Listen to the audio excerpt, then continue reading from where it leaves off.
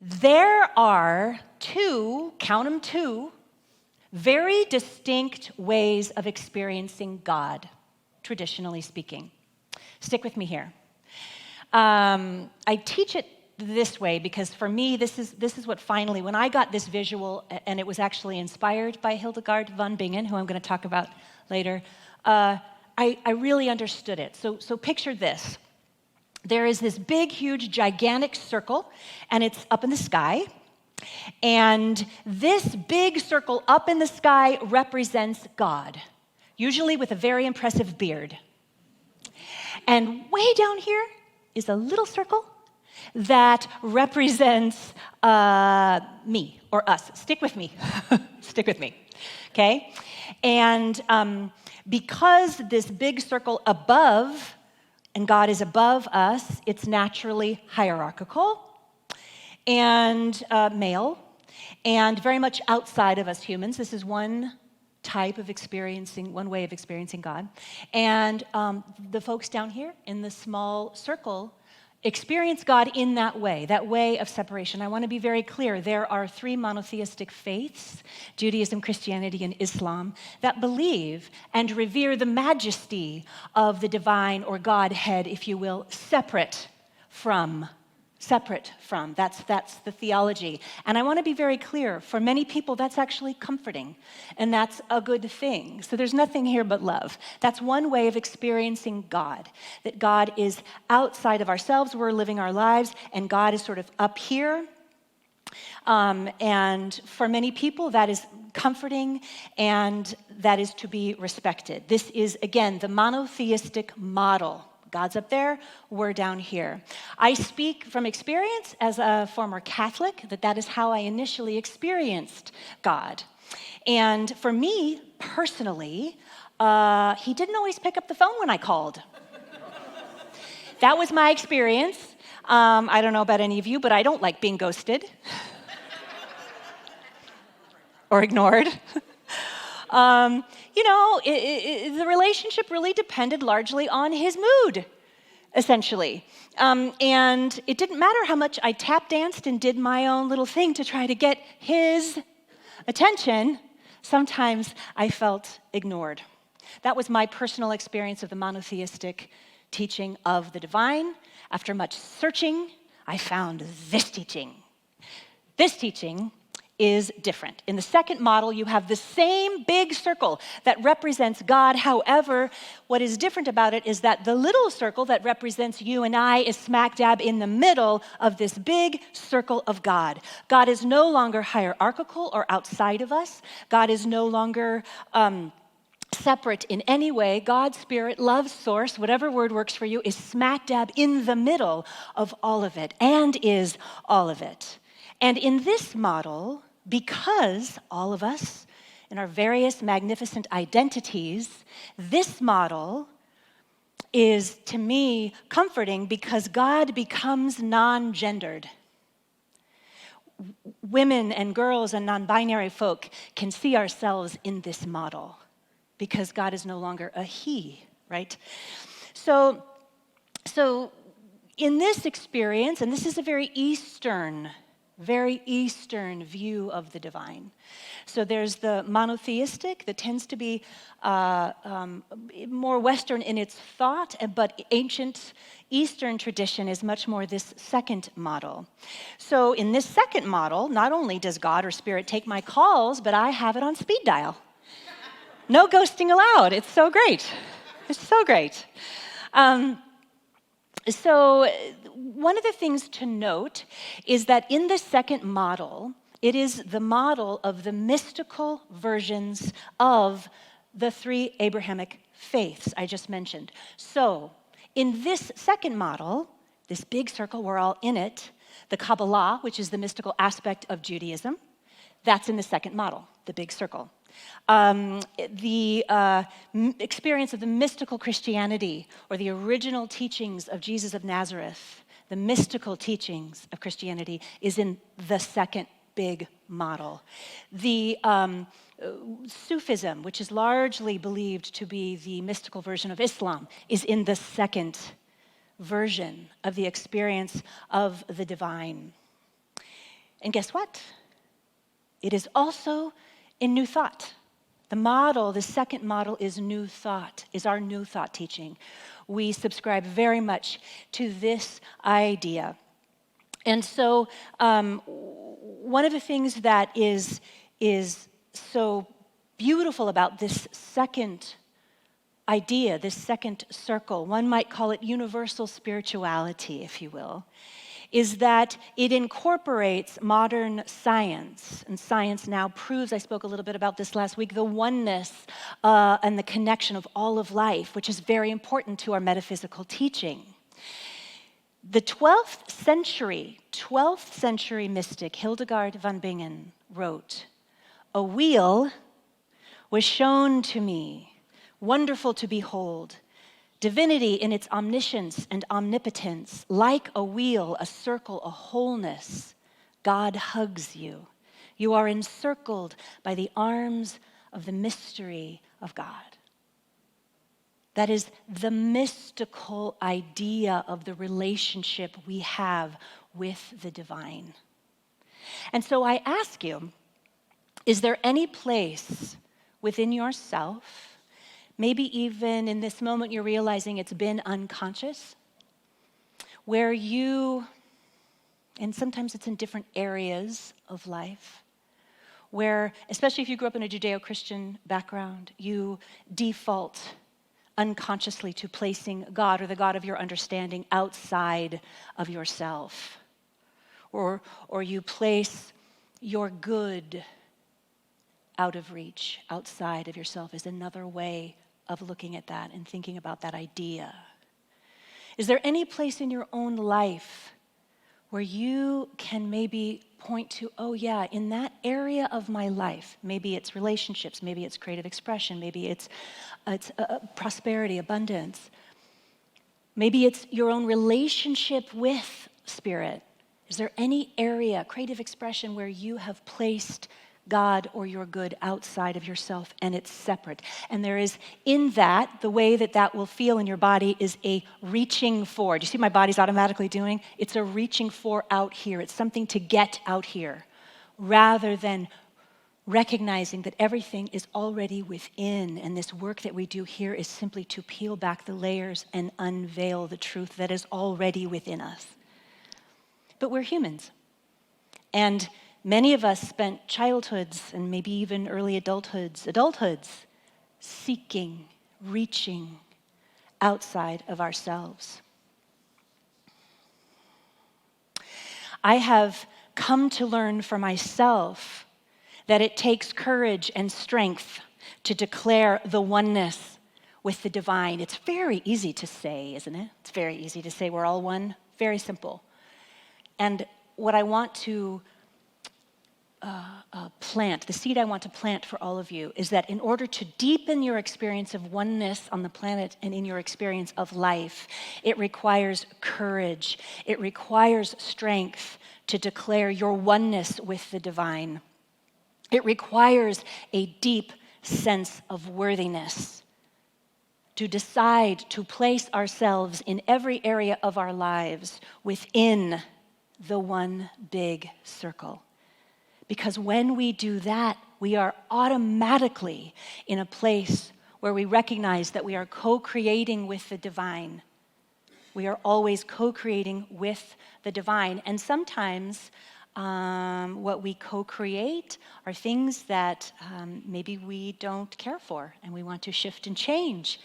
And we really just, when we do this, it requires accountability. We can't blame anything outside. You see, it requires accountability. Hildegard von Bingen said, "Dare to declare who you are. The path is not long, but the way is deep. You must not only walk there, you must be prepared to leap." My talk today is called Dare to Declare Who You Are. Side note, as Darcy sang so beautifully, I want to declare in this moment that every single one of you is beautiful, that you are, my friends, worthy, that you are loved, and that you are, as Ernest Holmes used to say, God's stuff. So what is a mystic anyway? Why are we even talking about mysticism in women's history? What is the connection there? What is a mystic? So what does it mean to have a mystical experience is another way of thinking about it. It simply means that to be a mystic, to have a mystical experience is to have a direct experience of God, of the divine. That's it. That's it. That's all. There's nothing magical about it. It's the most real thing that is. Our relationship with the divine. There's no intermediary. Rather, it's a very personal and immediate experience. And every single one of us has had mystical experiences of some kind. We just may not have called it that. We may not have named it that. I talked about this last week as well. You know, those numinous moments that we've all had where time slows down or stops, where we have a feeling of oneness, of deep love, of awe, when we hear a piece of music that transports us to somewhere else, when we see a piece of art, when we have those moments with other human beings that are so filled with love, we get tears in our eyes in that moment. Do you know what I'm talking about? Those are mystical experiences. That is when we experience the divine. They're deeply shared, deeply moving moments that we have, either with each other or with ourselves. Every mystic that has ever lived has talked about the availability of this for all of us, not just the chosen few, for all of us. Make no mistake. The mystical is found in the ordinary. Teresa of Avila said, God lives in the pots and pans. So, for over a decade, I have been inspired by the mystic Hildegard von Bingen. I carry her in my heart. And one of the reasons I initially fell madly in love with her was because she came into my life at a time when I needed to step into my own courage and strength, actually to do this work. I was in seminary and ministerial school, and it takes a lot of courage to do that work on the deepest level. And I read about Hildegard, and I was like, well, there is no shortage of inspiration from this woman. None whatsoever. I'm just going to give you a short list, kind of as a starting point. So first of all, she was a polymath. So she was incredibly educated in various different areas of sciences and social sciences and arts and all of the different things. And she incorporated all of it into her own theology, which was really, really amazing. She wrote the very first opera 300 years before any other person. She wrote the very first morality play. She was an artist, exquisite artist and painter. She was a botanist. She wrote 5 books on medicine. 5 books. In fact, she herself, because she was so in love with the natural world and holistic medicine and the plant world, she came up with 2,000 remedies for ailments. This woman was born 1,000 years ago, just about 1,000 years ago. She was an activist. She was dedicated to social justice. She wrote the Pope 300 times. There are letters, documented letters, 300, demanding change in the corrupt church that she grew up in. And she was steadfast in her commitment to protecting children. The reason for this is because nearly 1,000 years ago, children were often donated as a tithe to the church. When she was 8 years old, she was the 10th child in her family, and she was given to the church. So the beautiful thing is that this strengthened her resolve. It strengthened her resolve to move into an understanding of the divine that was like no other within the confines of her tradition, being a Christian mystic at the time. So I want to talk about 3 main things that she brought to the world that she does not get credit for, and that is so germane to the work that we are doing and the deepening that we are doing in our growth and our understanding of God and the divine. The first is this powerful idea that she brought within a Christian context that was very, very pagan, Are there kids anywhere? She was a badass. Because guess what? She decided herself that she was, despite the walls that she was in, she was going to experience God her own way. She believed, she was one of the very first to talk about the marriage between science and spirituality. That's 1,000 years ago, Hildegard. She's considered the grandmother, by the way, of the Rhineland mystics because she came first. Within that tradition, within that Christian tradition, she was the first one who inspired all of the mystics, many of which we're going to talk about throughout the month, that came after her. One of the things that's so beautiful about her experience of the divine was that she was panentheistic within a Christian tradition. We are panentheistic, meaning that Spirit, God's source, is everywhere present, in, through, and as all things, and in the mystery. Hildegard was panentheistic in a monotheistic tradition. So she was living in a culture where God was in the circle in the sky, and she was saying, oh, hell no. That is not my experience of God. The way that she experienced the divine was in the natural world. She actually was the first to say that the divine was the ground of our being. That's Hildegard. The ground of our being. She talked about this idea of the greening power. Now, language was different 1,000 years ago. The greening power, meaning that the divine, if you thought of it as the natural world, that the divine, God's source, was lush and vibrant and all about growth and creation. Nothing about it was stagnant. Nothing about it was bare or dry, as she would call the services. She would call them very dry. And she would say, go out into nature and experience God that way. That is how you will experience the divine, is in nature every time you look at a tree or water. Anything that was green. In fact, she painted Jesus of Nazareth a lot in her life. She also created mandalas. But it's fascinating when you look at her paintings of Jesus of Nazareth because he is green. She paints him as the green man, and his mouth is open, and out of his mouth are these vines and trees and leaves and growth. What she was saying and what she was teaching was that the message of Jesus of Nazareth was an organic one. It came from the earth. When she painted him, he was below the earth. He was the ground of all being for her. And so this whole idea of the natural world for Hildegard was in direct connection with her study of botany and of healing, the healing properties that she believed were divine. The way that she did this, which was so brilliant, because she was really brilliant, was she did this through the lens of the divine feminine. And the way she would talk about God is that it was created by love itself. She referred to God as love at a time when that was not popular.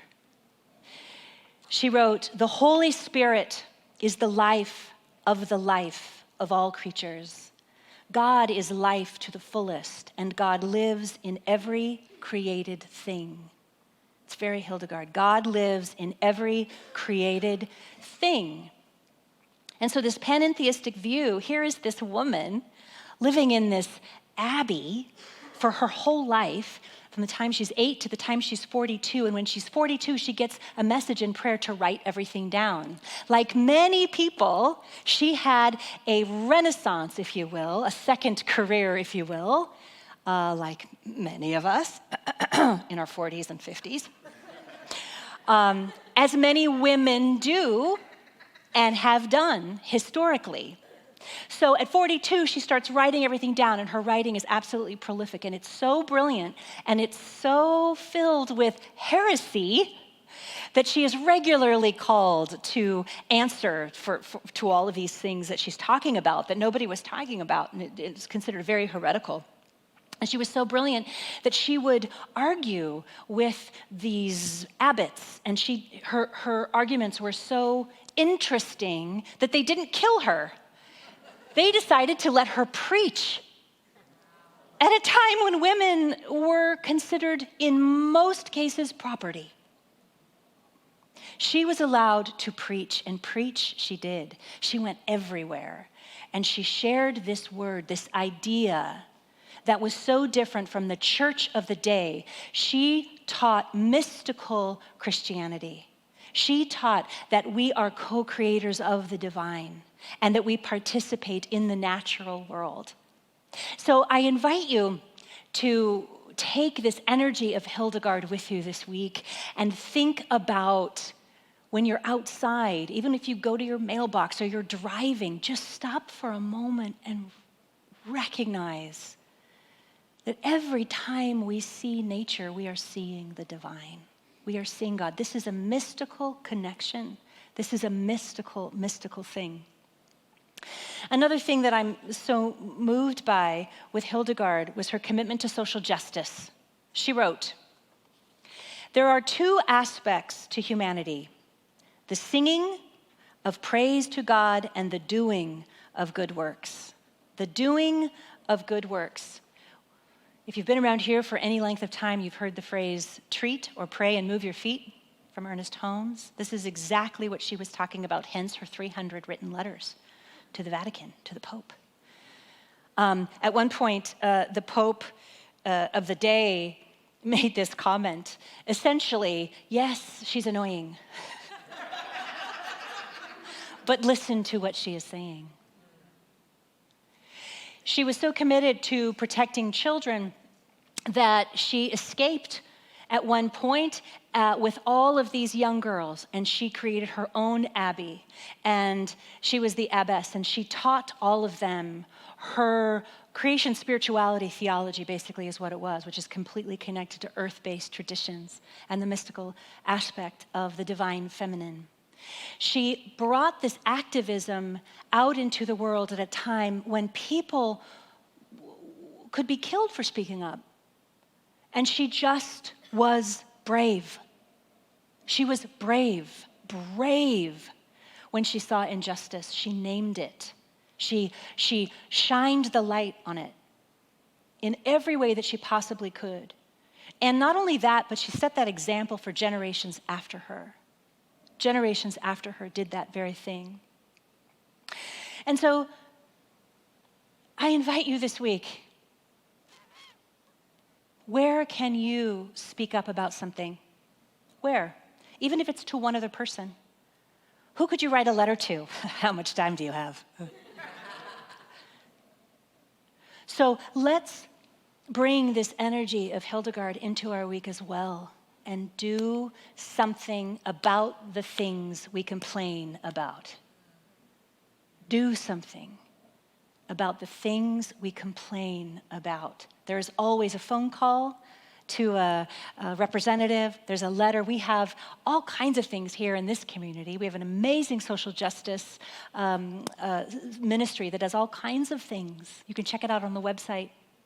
We have an incredible climate team that are working for eco-justice. There's lots and lots to do. So I invite you to take this wisdom of hers, this oneing, as she called it, oneing, that to be spiritual was a verb, that love, that God is a verb, is how she taught. I invite you to notice where you may be placing yourself outside the circle, that circle of love. Where in your life might you be doing that? And if you notice, on the breath, I invite you to just gently place yourself right back in the center of the divine, right back. And as you do that, you will feel, sense, and know how supported you are in that circle of love. I invite you to be brave enough to claim your worth as a manifestation of the divine consciously. And I absolutely know that those of you who've been around here for a long time, because you tell me, you say things to me. I know I'm one with God. I know. We all know it. It lives up here. I invite you to embody it, to embrace it. right? As you embody and embrace, it's hard to stay in the energy of complaining. Do you see? As you embody and embrace it, it's much easier to move forward in your life in every area.